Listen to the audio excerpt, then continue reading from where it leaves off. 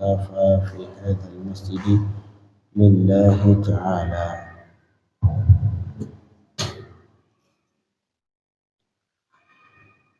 InsyaAllah kita lanjutkan pembacaan kitab Ihya Ulumuddin karangan Imam Al-Ghazali rahimahullah. InsyaAllah di malam ini hingga beberapa malam setelahnya kita membicarakan tentang beberapa hikayat wa akhbar fi salatil khashi'in. Sebelumnya kita sudah membicarakan tentang bagaimana cara supaya bisa khusyuk dalam salat, supaya salat kita hidup, kata Imam Al-Ghazali.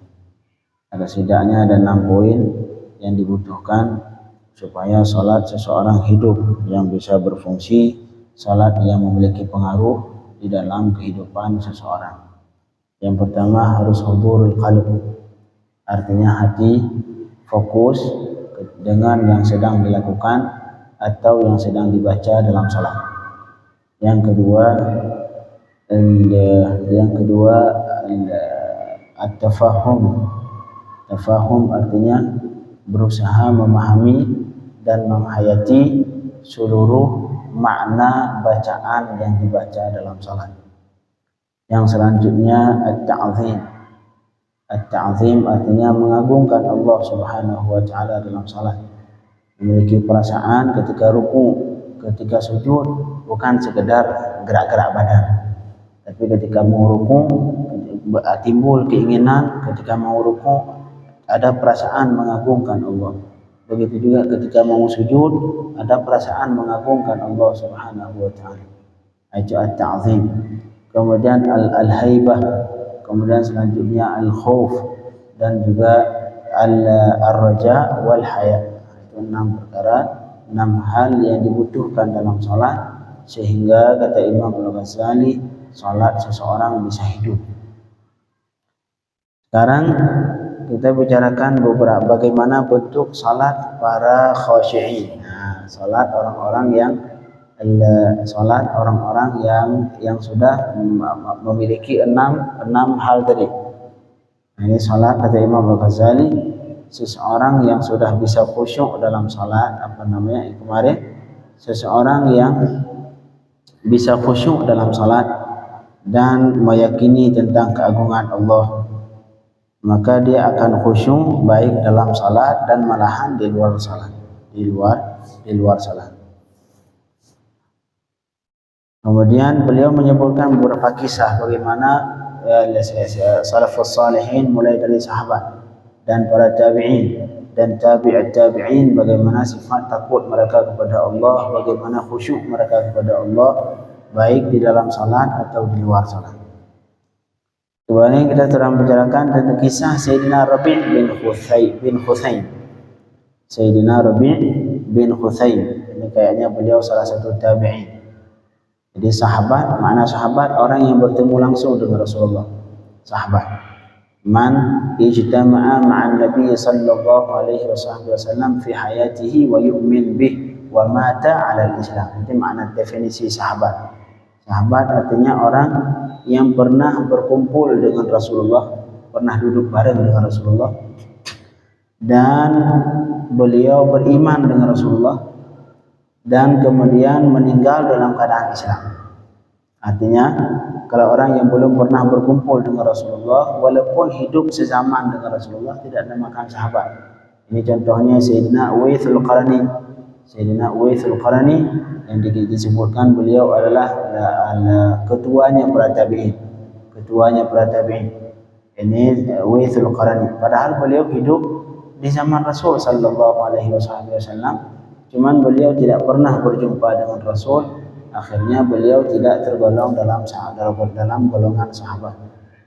Kemudian yang kedua tabi'in. Tabi'in artinya orang-orang yang pernah bertemu dengan sahabat. Ini tabi'in. Seperti Uwaitsul Qarni bertemu dengan Sayyidina Umar dan sahabat-sahabat yang lain. Itu tabi'in. Kemudian generasi setelahnya tabi'ut tabi'in. Itu mereka-mereka yang tidak bertemu dengan sahabat, tapi bertemu dengan para tabi'in. Nah, ini mereka ini generasi yang ketiga namanya tabi'ut tabi'in. Inilah 3 generasi yang disebutkan oleh Rasulullah afdalul qurun. Qurun abad yang terbaik di dalam Islam adalah 3 abad pertama ini, 3 generasi ini. Generasi sahabat, kemudian generasi tabi'in, dan generasi tabi'it tabi'in. Jadi beliau Imam Al-Ghazali mengisahkan bahawa Rabi' bin Khusaim min syiddati ghadhihi li basarihi wa itraqihi yadhunnu ba'dun nas annahu a'ma. Ini Sayyidina Rabi' bin Khusaim, saking beliau tawadhu, saking khusyuk kepada Allah Subhanahu wa taala, itu enggak pernah mengangkat mata di depan sama sekali. Saking beliau sangat menundukkan pandangannya, sampai-sampai manusia menganggap beliau orang Buddha. Ini masyarakat sekelilingnya, orang kampungnya menganggap ini Sayyidina Khusaim, Sayyidina Rabi' manusia Buddha beliau. Saking enggak pernah tidak pernah mengangkat kepalanya, terus menundukkan pandangan. Wa kana yakhtalif ila manzil Ibn Mas'ud 20 sana. Beliau ini bolak-balik, beliau ini murid Sayyidina Ibn Mas'ud radhiyallahu anhu. Ini Sayyidina Ar-Rabi' bin Khusaim. Beliau bolak-balik ke rumahnya Sayyidina Ibn Mas'ud selama 20 tahun. Pengen belajar. Ya, tabi'in, beliau tabi'in, golongan tabi'in yang belajar ke sahabat Sayyidina Ibn Mas'ud selama 20 tahun bolak-balik ke rumah Ibn Mas'ud.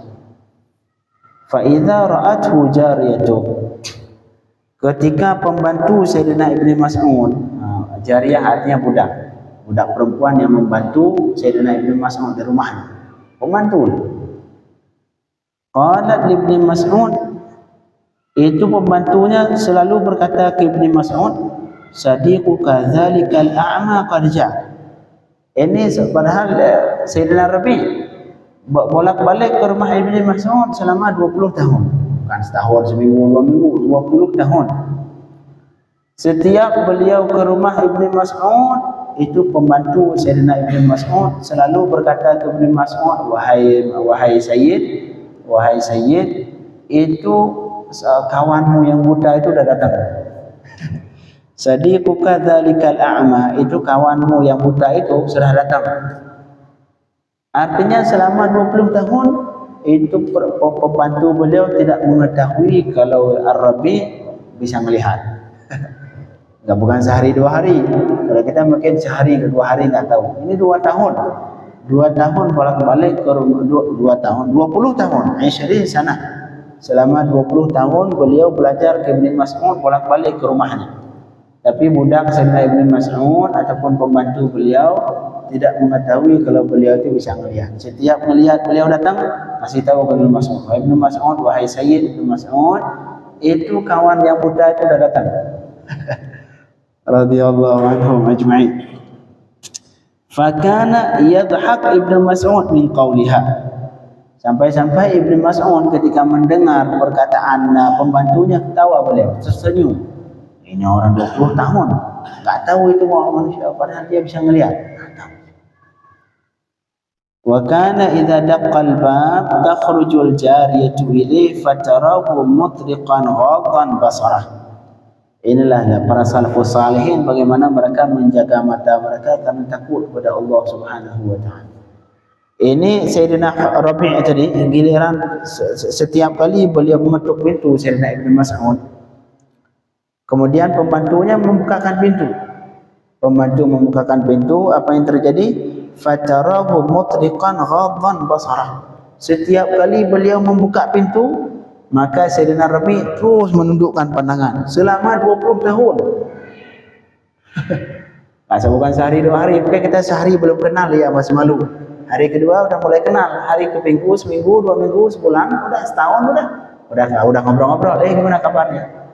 Kemana Ibn Mas'ud? Kemana? Ada enggak di rumah? Ini enggak beliau. Selama 20 tahun, setiap kali budak ataupun pembantu Sayyidina Ibn Mas'ud, pembantu ini perempuan, pembantu beliau membuka pintu untuk tamunya ini Rabi', beliau melihat itu tamunya enggak pernah ngangkat mata seperti, enggak pernah. Mutriqan, beliau selalu menundukkan pandangannya. Ini tabi'in, ini salaf. Jadi kalau pengen ikut salah pendapat salafus salihin, ini mereka.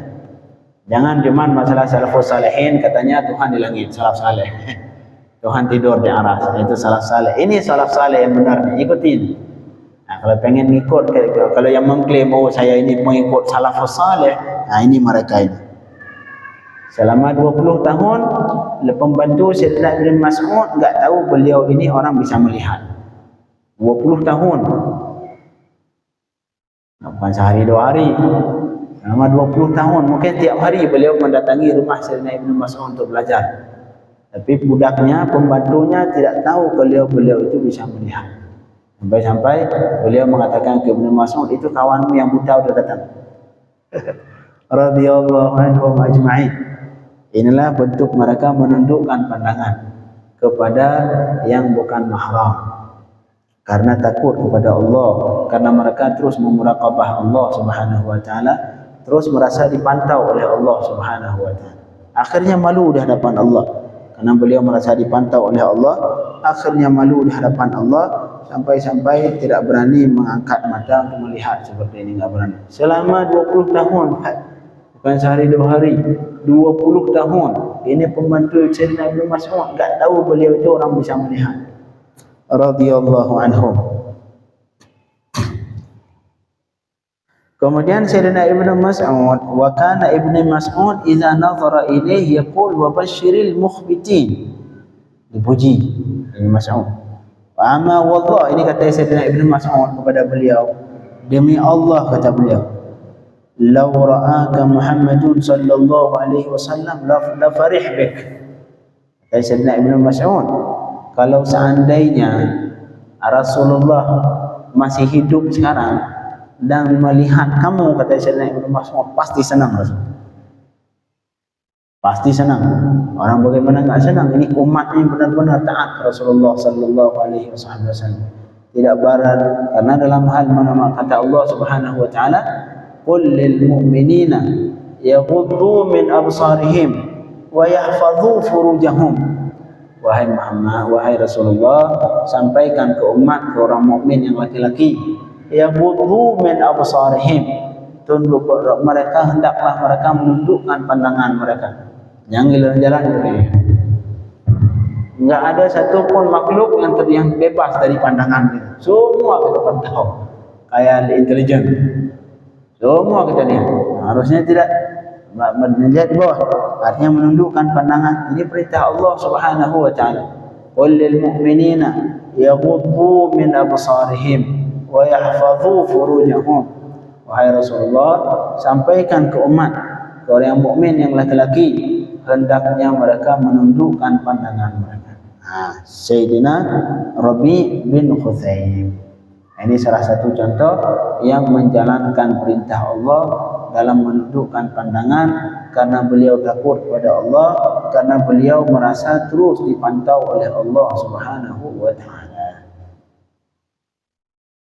Amma kata Sayyidina Ibn Mas'ud, wallahi demi Allah, law ra'aka Muhammadun, kalau misalkan Nabi Muhammad melihat engkau wahai Rabi', la farih bik, sungguh beliau akan senang denganmu. Malahan di riwayat yang lain, la ahabbak, Rasul pasti mencintaimu.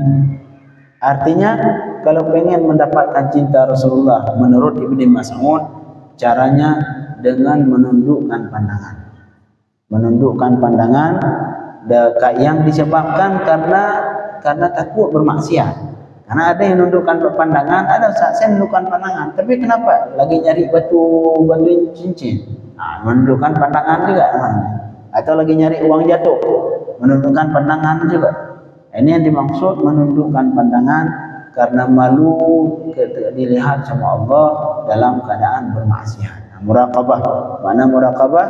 Artinya kita terus merasakan bahwa kita sedang dipantau oleh Allah Subhanahu wa taala. Ini Sayyidina Rabi' bin Khuthaim. Ini yang salafus salihin, yang benar-benar salaf. Itulah kehidupan mereka.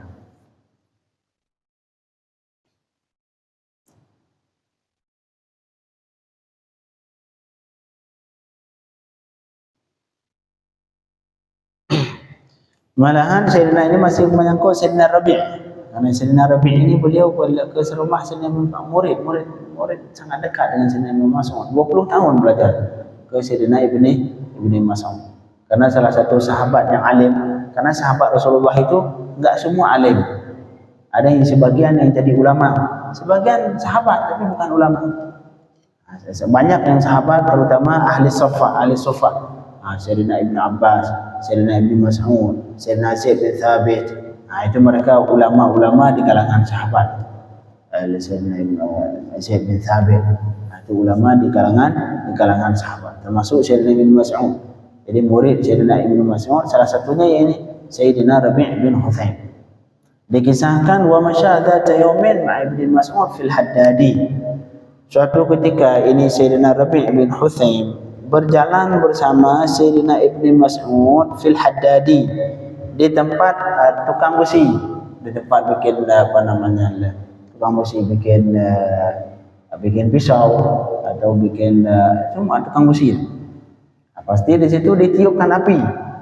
Karena orang bikin pisau itu. Jadi pasti api di mana-mana ya, untuk membakar besi. Suatu ketika beliau bersama Sayyidina Ibn Mas'ud berjalan di tempat tukang besi. Falamma nadhara ila al-akwari tanfukh wa ila an-nari taltahib. Giliran beliau melihat api sudah membara itu arang sudah membara buat membakar itu besi. Sa'iqa wa saqata maghshiyan alaih. Saat itu pingsan jatuh. Pingsan. Kenapa? Cuman karena melihat bara api. Masuk situ juga melihat bara api, pingsan.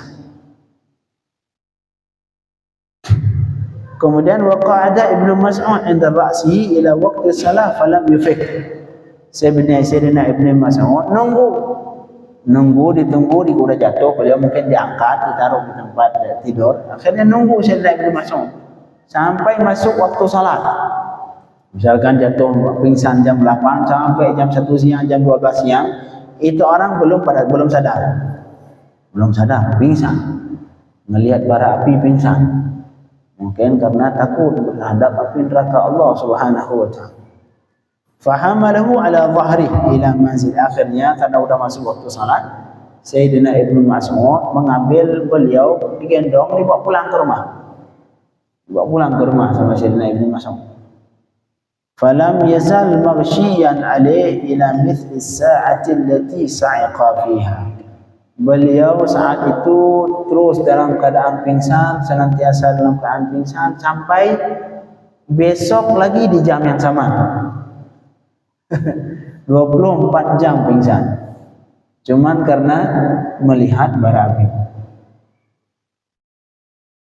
Fafatathu 5 salawat. Beliau akhirnya luput 5 salat. Enggak salat 5 waktu. Oh, masa tabi'in enggak salat 5 waktu, Ustaz?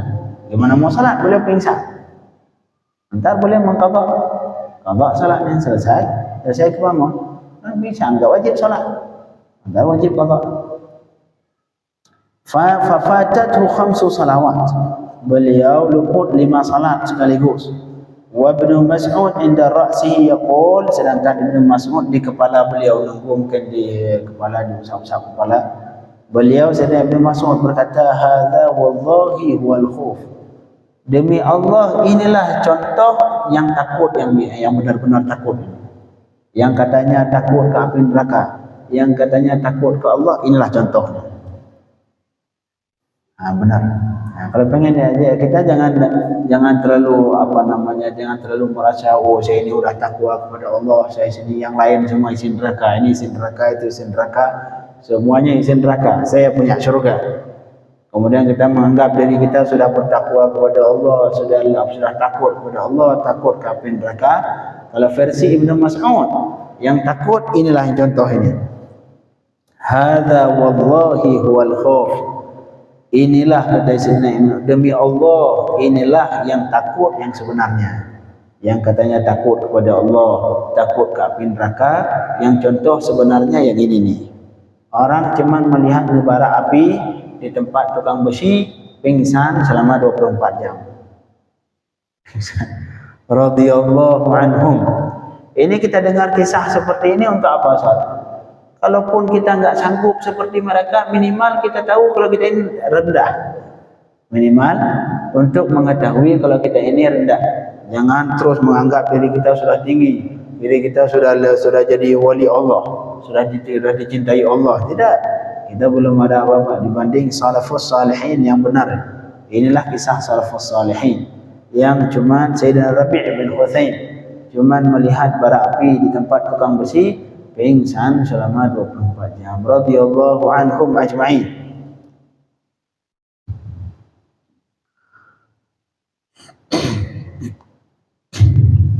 Kemudian salatnya beliau bagaimana? Itu kisah beliau. Baik dalam tidak berani memandang, tidak berani mengangkat pandangan karena malu kepada Allah. Baik beliau takut kepada Allah sampai pingsan 24 jam. Kalau salat beliau bagaimana? Wa kana Rabi', kata Sayyidina Imam Al-Ghazali, yaqul ma dakhaltu fi salatin qattu fa ahammani fiha illa ma aqul wa ma yuqalu li. Tidak pernah aku memasuki dalam salat, kata beliau.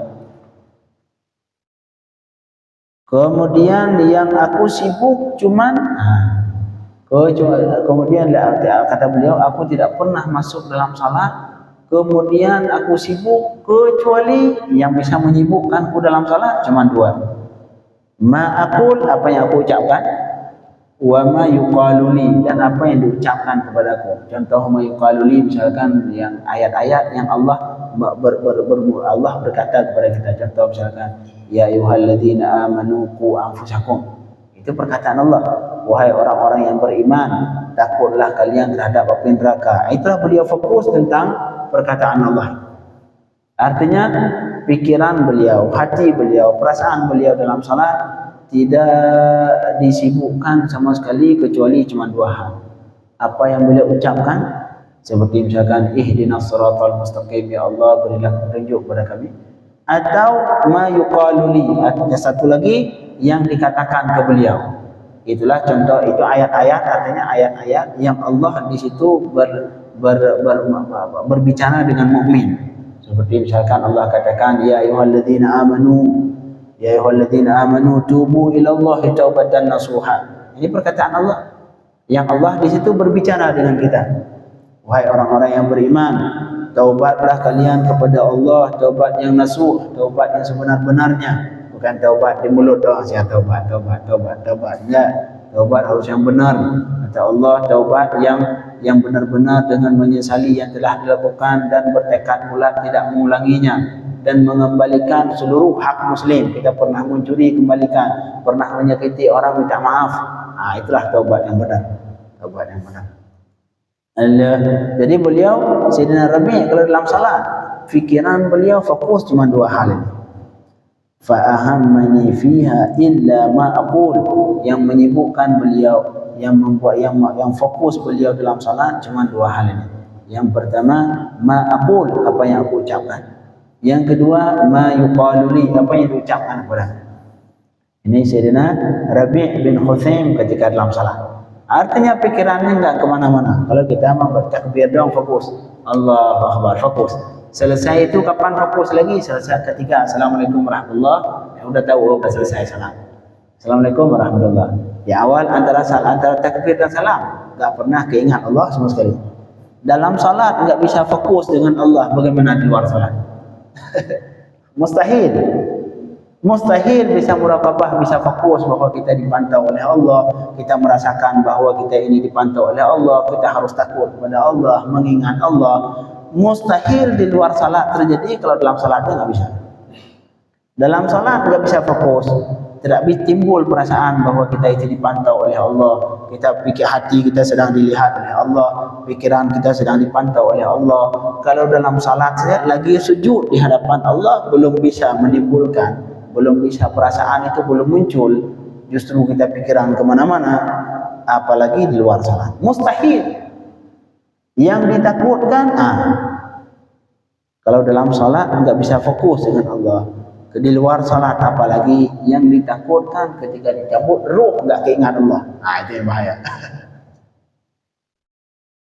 Biar orang seperti itu.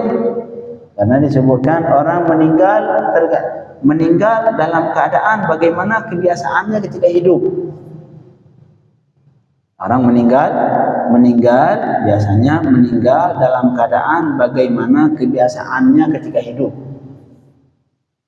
Malahan disebutkan oleh ulama, salah satu penyebab su'il khatimah, meninggal dalam keadaan keluar dari Islam karena terlalu cinta kepada dunia. Salah satunya, misalkan kita ada hal, misalnya mobil, misalkan kita punya mobil yang sangat kita cintai, subhanallah, melebihi Allah, melebihi semua.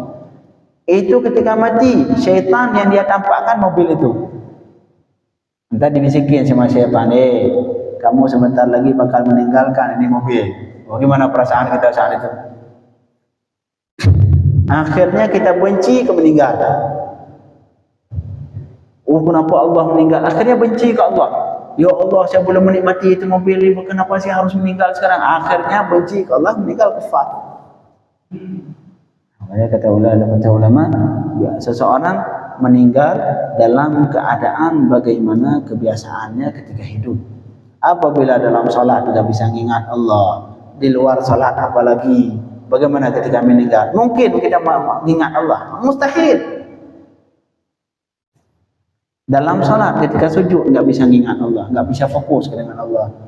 Di luar salat apalagi, umur 70 tahun nggak pernah ingat Allah. Dalam salat nggak pernah, luar salat nggak pernah.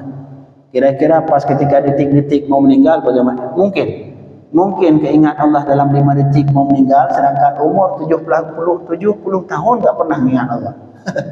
Mustahil. Makanya berusaha minimal kalau di luar belum bisa muraqabah, belum timbul perasaan tahu sama Allah, belum takut ke Allah seperti Rabi ini 20 tahun ke rumah Ibnu Mas'ud, pembantunya enggak tahu kalau beliau itu orang bisa melihat. Minimal dalam salat, mulai dari salat berusaha ketika dalam salat merasakan dipantau oleh Allah, berusaha menyempurnakan salat. Antar dari salat sudah bisa, baru mulai di luar salat. Hingga akhirnya insya Allah ketika meninggal dicampur ruh yang terakhir itu mengingat Allah, yang akhirnya mulut mengucapkan la ilaha illallah. Ketika hati tidak mengingat Allah, apakah mungkin mulut mengucapkan la ilaha illallah? Tidak mungkin. Mungkin apa? Mustahil. Kenapa seseorang bisa mengucapkan la ilaha illallah ketika meninggal? Karena hatinya saat itu mengingat Allah. Kalau orang 70 tahun hidup, kadang-kadang diberi bonus sampai 80 tahun, 90 tahun, nggak ada satu detik pun yang bisa mengingat Allah. Jangankan di luar salat, dalam salat nggak bisa. Apakah dalam 5 detik mau meninggal sempat ingat Allah? 70 tahun nggak pernah mengingat Allah. Mungkin dalam 5 detik mau meninggal ingat? Mustahil. Ketika hati tidak mengingat Allah, mungkin mulut mengucapkan la ilaha illallah? Nggak mungkin. Karena yang diucapkan mulut, karena mulut ini atas perintah, mulut ini mengucapkan sesuatu atas perintah hati.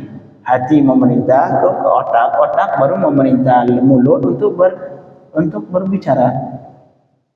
Untuk berbicara. Maka dari seseorang yang hatinya tidur, kadang-kadang ngelantur. Artinya nggak nyambung hati sama mulut, akal sama mulut nggak nyambung.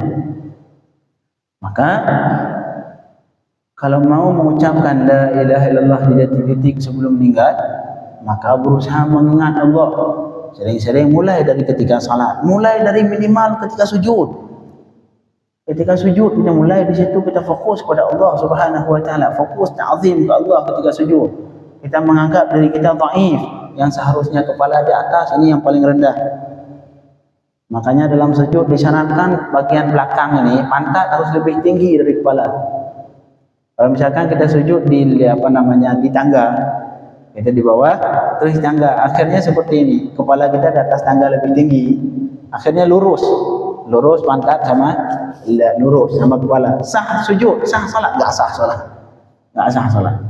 Kata ulama, untuk sah sujud wajib kepala harus lebih rendah dibanding pantat, harus seperti ini. Ini tujuan untuk apa?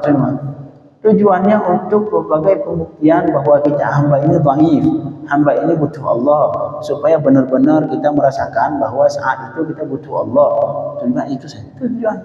Tapi kalau lagi sujud nggak bisa fokus ke Allah, apalagi di luar salat. Ketika seumur 70 tahun nggak pernah ingat Allah, jangankan di luar salat, dalam salat nggak pernah. Mustahil dalam jangka 5 menit 10 detik sebelum meninggal bisa hati mengingat Allah dan kemudian mengucapkan la ilaha illallah Muhammadur Rasulullah. Mustahil. Baik. Kemungkinan ada kemungkinan. Tapi 99% nggak mungkin. 80 tahun nggak pernah mengingat Allah. Ngingat cuma di mulut, hati nggak pernah. 80 tahun, jangan di luar salat. Kemudian apakah kita berharap? Kita mengharap bisa mengingat Allah dalam 5 detik sebelum meninggal, dan kemudian kita mengharap supaya mulut ini mengucapkan la ilaha illallah. Mustahil. Ini kalau dalam bahasa Arab, kalau orang belajar nahwu namanya al-tamanni. Tamanni itu artinya mengharapkan sesuatu yang tidak mungkin terjadi.